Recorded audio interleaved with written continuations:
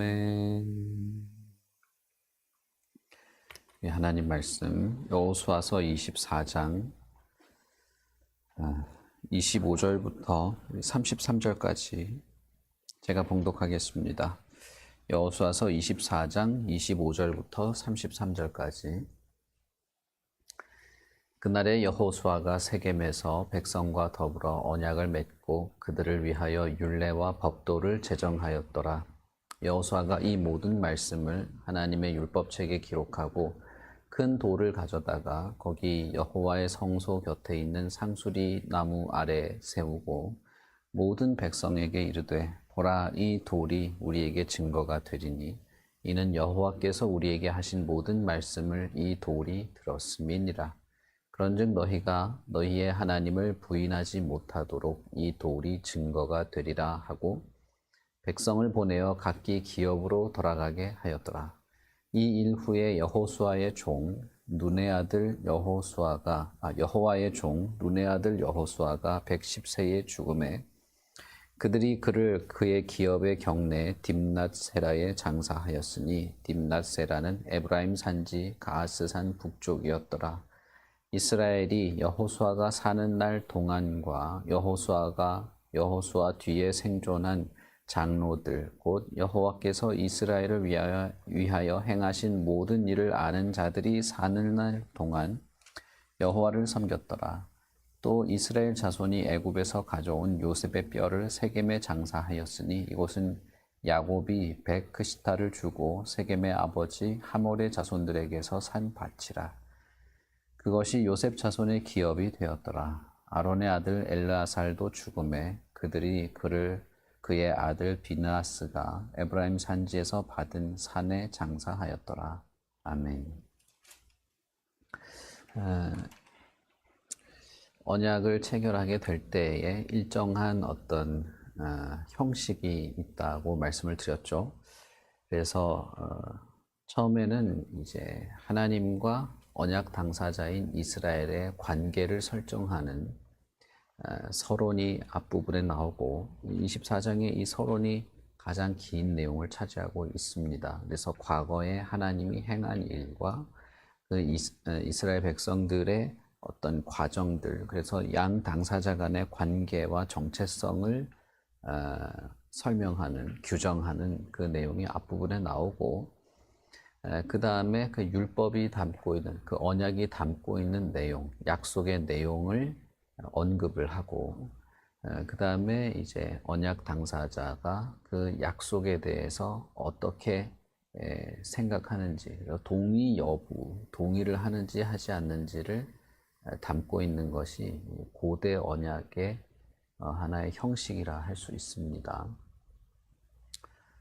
우리가 여호수아서 24장을 읽으면 그런 형식대로 적혀져 있죠. 24절까지 이스라엘 백성들이 이 약속에 대해서 동의하고 있다고 하는 것, 그래서 그 약속이 담고 있는 내용, 그리고 그 약속에 성실했을 때 얻어질 수 있는 혜택과 성실하지 못하게 되면 겪게 되는 그 불행한 것까지도 다 동의를 하는 이 두 개의 내용에 동시에 이제 동의를 하는 내용이 있고, 그리고 이 언약 형식에서 마지막 부분은 언약 당사자가 서로가 쌍방 간에 증거를 남기고 기록을 하게 되는 것이 마지막 단계라고 할 수 있겠습니다. 그래서 25절부터 28절까지의 내용은 이 약속과 그 약속에 포함된 사람들이 동의를 했다는 것, 그리고 그 동의의 내용에는 상과 벌이 동시에 있다는 것을 기록을 하고 증거를 남기는 것으로 되어 있습니다. 그래서 하나님과 이스라엘 백성 사이에 이 언약이 합법적인 절차로 언약이 맺어졌고, 이 언약이 효력을 가지게 되고, 이 언약에 따라서 하나님이 행하시는 모든 일에 정당성이 있고, 이스라엘에게도 의무와 책임, 그리고 하나님으로부터 은혜를 얻을 수 있는 자격과 어떤 그 하나님께서 약속하신 대로 이스라엘의 행하셔야만 한다고 하는 어떤 권리를 갖게 되는 것입니다.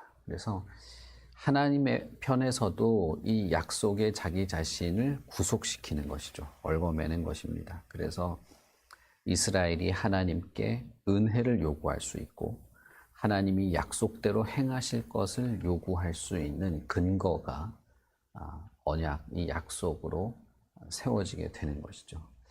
그래서 이 약속은 대단히 중요한 것입니다. 이스라엘에게 책임이 있을 뿐 아니라 하나님에게도 책임을 지우는 그런 내용이 되고, 하나님의 백성인 이스라엘은 하나님께서 행하실 것을 기대하고 요구할 수 있게 되는 것이죠. 그래서 하나님이 좋은 분이고 사랑이 있는 분이고 하나님은 정직한 분이고, 그런 하나님에 대한 어떤 성품도 물론 우리가 하나님께 간구하고 하나님의 손길을 구할 수 있는 그런 내용이 되지만, 그러나 이 약속이야말로 하나님의 백성이 하나님이 행하실 일들에 대한 기대, 소망, 그리고 어떤 요구, 하나님께서 행하시도록 하라고 하는 그 요구를 할 수 있는 근거가 되는 것입니다.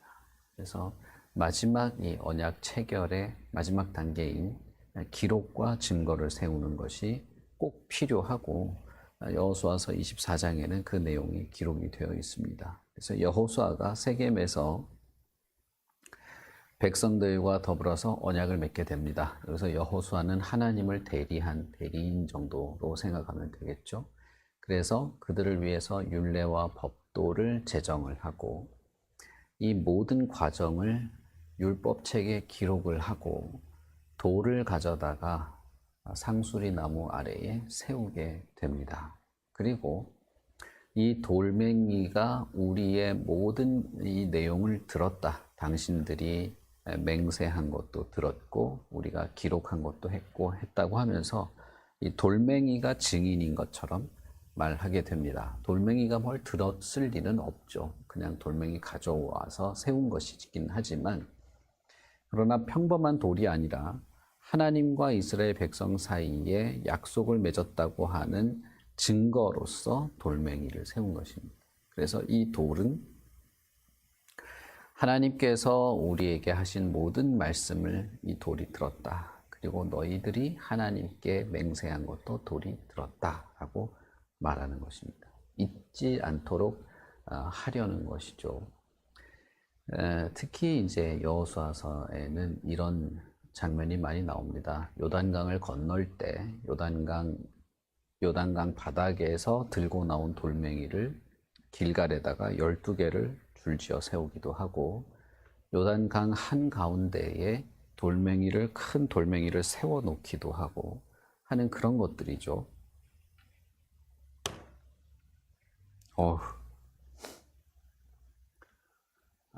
그래서 이 돌멩이를 세웠다고 하는 것은 이스라엘에게 하나님의 관계, 하나님과 자신들의 관계, 그리고 하나님이 하신 일, 그리고 이스라엘이 가지고 있는 어떤 의무 등등을 기억나게 하는 어떤 장치가 되는데, 24장에는 하나님과 우리가 약속으로 맺어진 사이다.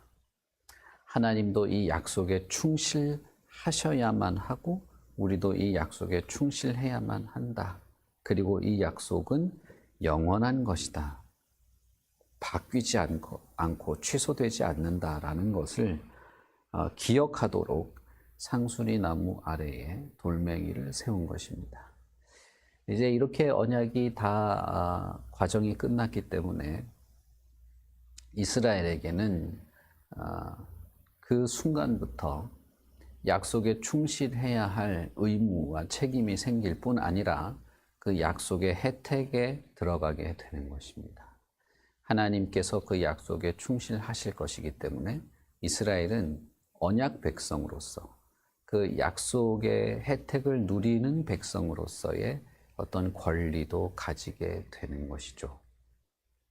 그러므로서 이 돌은 우리가 하나님 앞에 충실해야 한다는 의무도 생각나게 하는 것이지만, 하나님과 우리는 언약으로 맺어진, 우리는 언약 백성으로서 그 약속의 혜택을 누릴 수 있다고 하는 그 혜택에 대한 상징도 되게 되는 것입니다. 그것을 잊지 말아야 하고 약속에 충실해야만 하는 것이죠. 그리고 나서 29절부터 이제 사사기의 어떤 배경적 어떤 그 단서가 될 만한 내용이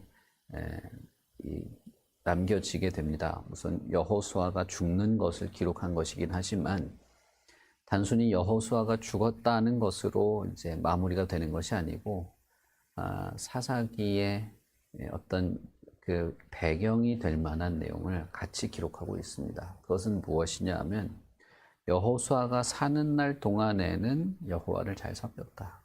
그리고 여호수아와 함께 이스라엘을 잘 이끌었던 장로들이 살아있는 동안에는 하나님을 잘 섬겼다.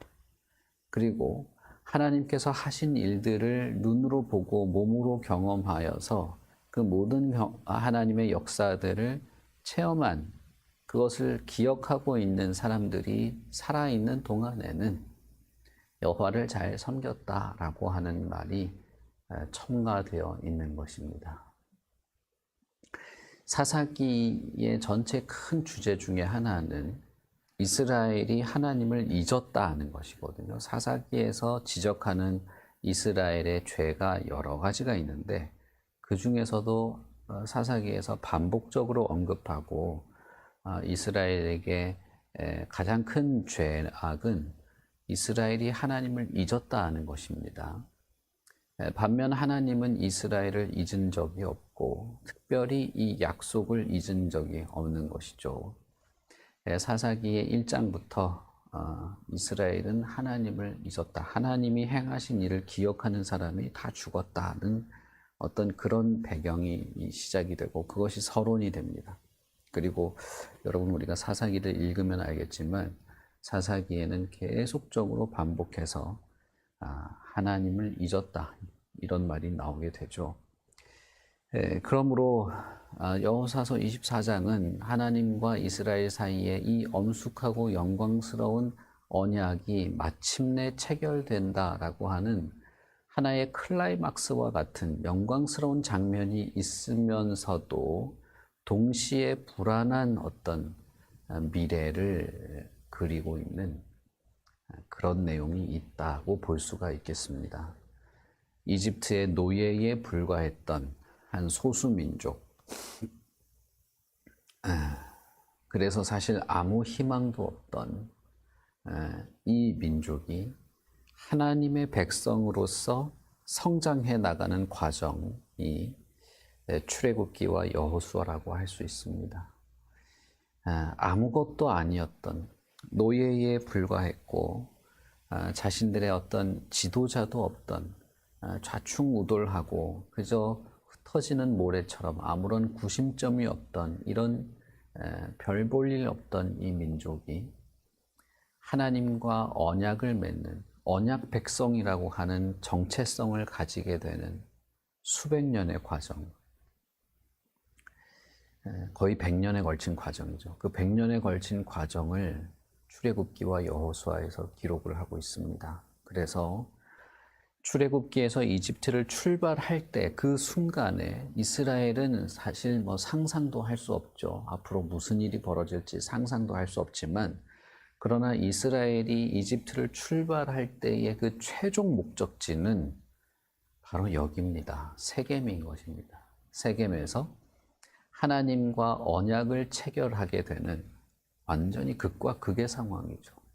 노예들에 불과한 이들이 하나님 앞에서 언약을 체결하는 언약 당사자로서 그 권리와 의무를 지게 되는 언약 백성으로 언약을 체결하게 되는 최종 목적에 도달하게 된 것을 우리는 알 수 있습니다.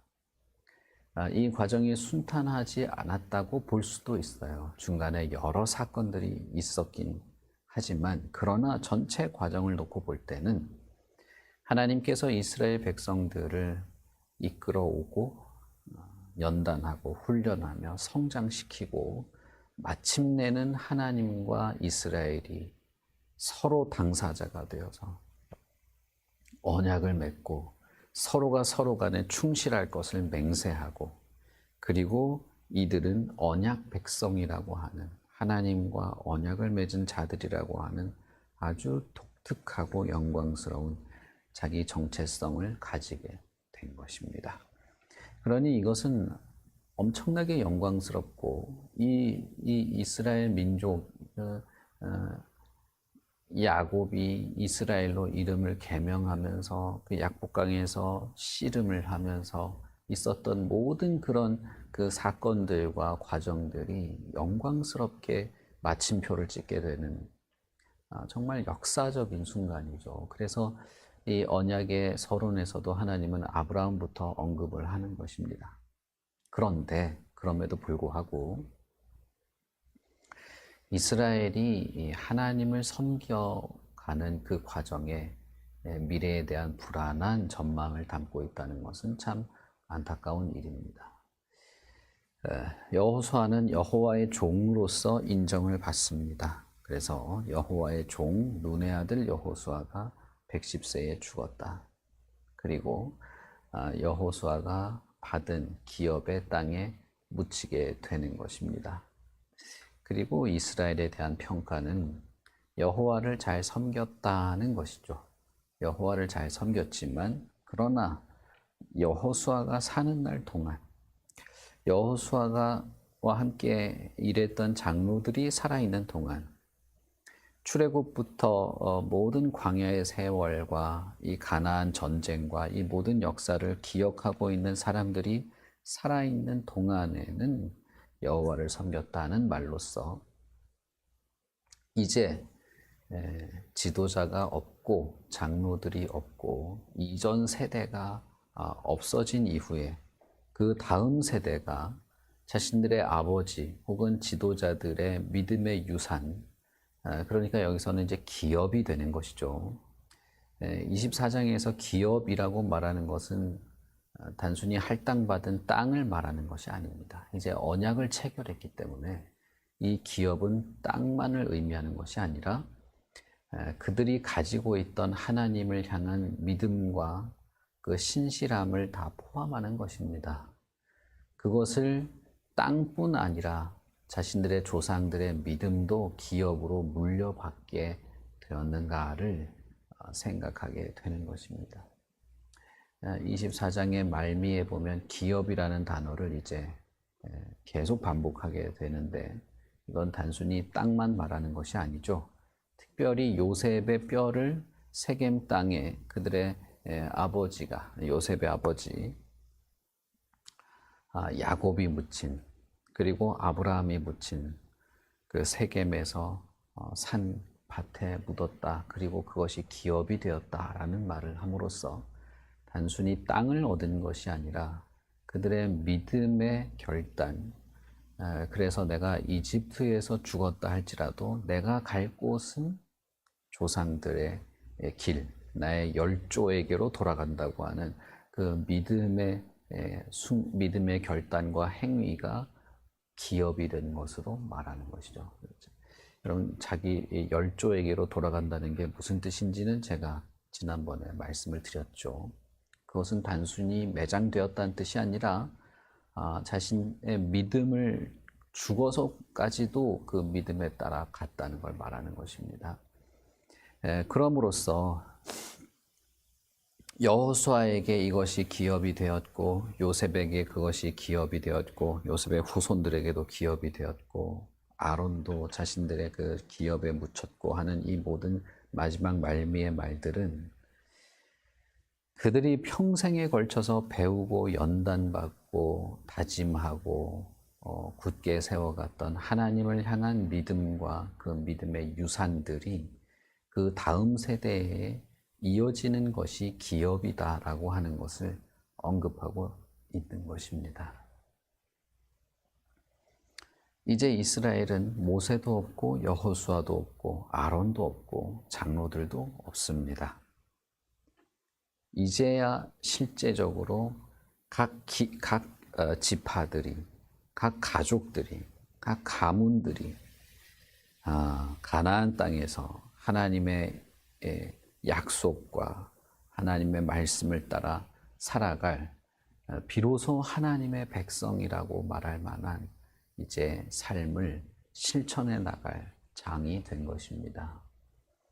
그것을 우리가 여호수아에서도 이제 전반적으로 알 수 있는데, 모세가 전한, 그리고 여호수아가 모세로부터 받은, 이런 표현이 앞부분에 나오다가 이제 가나안 정복 전쟁이 시작될 때는 각 지파들과 하나님이 어떤 관계가 설정이 되죠. 그래서 이제 그전에는 모세만 따르면 된다, 혹은 여호수아의 말만 들으면 된다 였지만, 이제는 각 지파별로 자신들이 성실해야 하고, 각 가문과 가족과 개인이 하나님의 말씀, 돌멩이를 세워서 약속한 그 하나님의 약속에 성실하게 되는 그런 모습이 되는 것입니다. 그래서 이스라엘은 독특한 국가가 되고, 이스라엘은 하나님을 왕으로, 하나님을 모든 것의 기준과 목적으로 삼는, 하나님으로부터 모든 것을 공급받고 유지되는 독특한 나라로서 세워지게 될 것입니다. 그것이 이제 약속에 포함되어 있는 내용이고, 그것이 자신들이 조상으로부터 물려받은 믿음이고, 또 다음 세대에 물려줘야 될 땅과 함께 물려줘야 될 기업이 되는 것이죠. 여호수아서는 그래서 이렇게 마무리가 됩니다. 출애굽기의 전체 결론이라고 볼 수도 있겠죠. 마침내 이 별것 아닌 사람들, 갈대아 우르에서 우상을 만들어서 팔던 아브라함이라고 하는 한 개인으로부터 시작된 그들의 가족이 하나님 앞에서 언약 백성으로 성장했다. 그리고 이제는 한 국가로, 하나님의 백성으로 세워지는 국가로 첫걸음을 하게 된다라는 것입니다.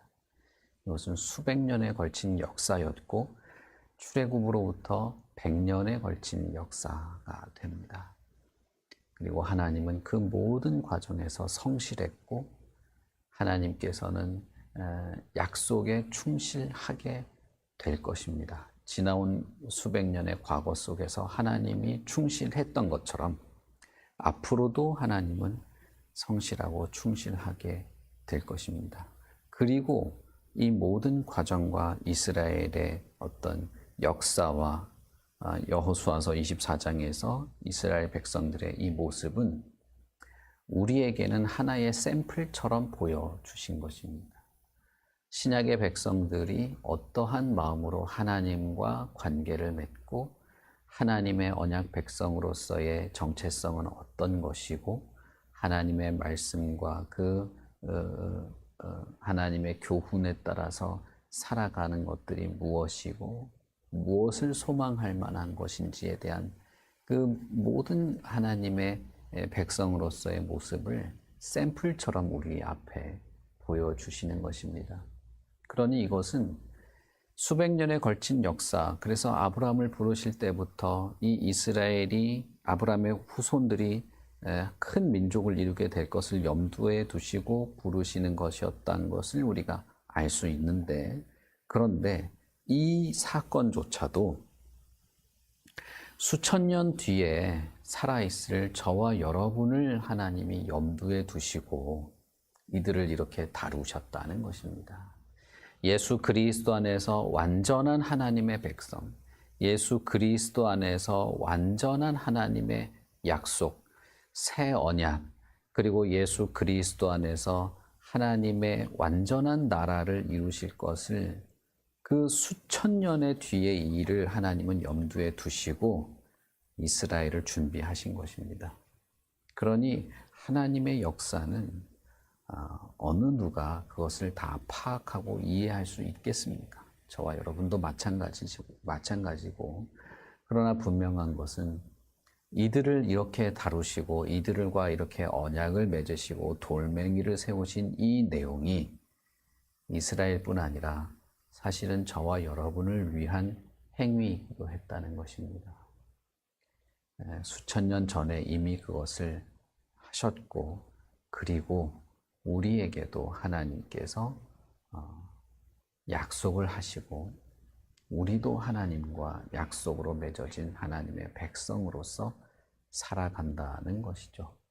그러나 또 한편으로는 우리가 하나님의 백성으로서 그리스도 안에서 하나님의 백성으로 세워져서 더 확실한 증거를 가지고 있으나, 그러나 우리 또한 하나님에게로부터 받은 이 기업, 믿음의 유산을 남겨줄 의무와 책임이 있고, 그렇게 하지 못할 함정도 우리 앞에 있다는 것을 우리는 알게 됩니다. 그러므로 우리는 전신갑주로 무장을 해야 될 필요가 있고, 영적인 싸움을 끝까지 싸워나가야 될 책임이 있고, 그리고 우리의 다음 세대에게 이 기업을 잘 물려줄 의무와 책임도 갖고 있는 것입니다. 이전 세대인 이스라엘이 어떠했는지는 이미 과거의 일이니 바꿀 수 없는 것이죠.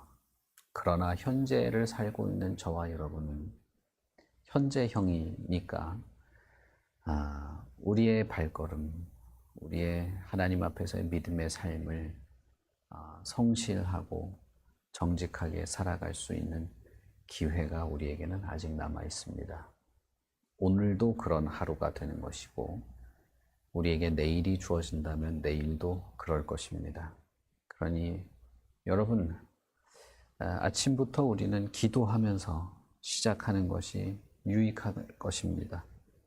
하나님 앞에 주어진 이 하루의 시간을 진실하고 성실하게 살아가고, 하나님의 뜻을 잘 이해하고, 내 자신이 하나님 앞에 온전히 살아갈 것을 또 다짐하고, 하나님이 이루실 약속의 소망을 가지고 오늘도 그렇게 살아갈 수 있기를 바랍니다.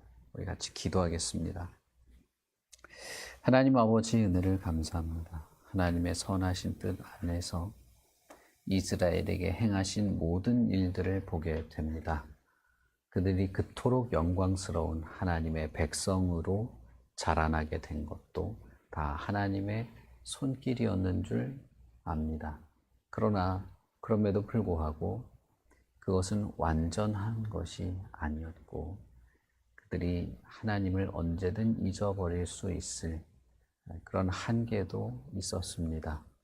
여호수아와 장로들이 살아있는 동안에는 하나님을 섬기어 나갔겠지만, 그러나 우리가 기억하는 사사기는 이스라엘이 하나님을 잊어버렸다는 것들도 우리는 알고 있습니다. 이 모든 것이 우리에게 교훈이 되고, 우리에게 하나의 방향이 되어서 우리가 하나님 앞에서 어떤 존재인지 알고 감사할 뿐 아니라, 또 우리의 앞으로 놓여진 삶의 발걸음들을 어떻게 살아가야 할지 경각심을 가지게 되기도 합니다. 그러나 무엇보다도 하나님께서 우리에게 허락하신 성령의 도움과 역사가 있음을 우리가 잘 알고 있습니다. 그러니 하나님, 성령의 지혜와 능력, 성령의 충만한 은혜를 우리에게 베풀어 주셔서 우리의 마음이 흔들리지 않게 하시옵소서. 우리의 생각과 우리의 삶의 방향 가운데 하나님께서 친히 인도하여 주시고, 성령의 능력으로 함께하여 주시고, 우리의 마음을 하나님께서 항상 붙잡아 주시기를 기도합니다. 하나님이 약속하셨으니 우리가 기도하고, 하나님이 약속하셨으니 우리가 간구하고, 하나님이 당연히 우리의 기도에 응답하시리라 믿습니다.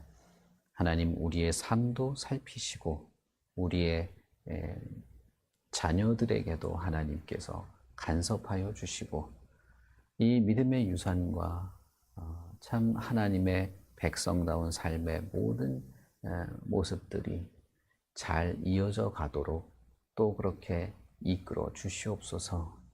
감사합니다. 예수님 이름으로 기도합니다. 아멘. 하늘에 계신 우리 아버지여, 이름이 거룩히 여김을 받으시오며, 나라 임하옵시며, 뜻이 하늘에서 이룬 것 같이 땅에서도 이루어지이다. 오늘날 우리에게 일용할 양식을 주옵시고, 우리가 우리에게 죄 지은 자를 사하여 준 것 같이 우리 죄를 사하여 주옵시고, 우리를 시험에 들게 하지 마옵시고, 다만 악에서 구하옵소서. 대개 나라와 권세와 영광이 아버지께 영원히 있사옵나이다. 아멘.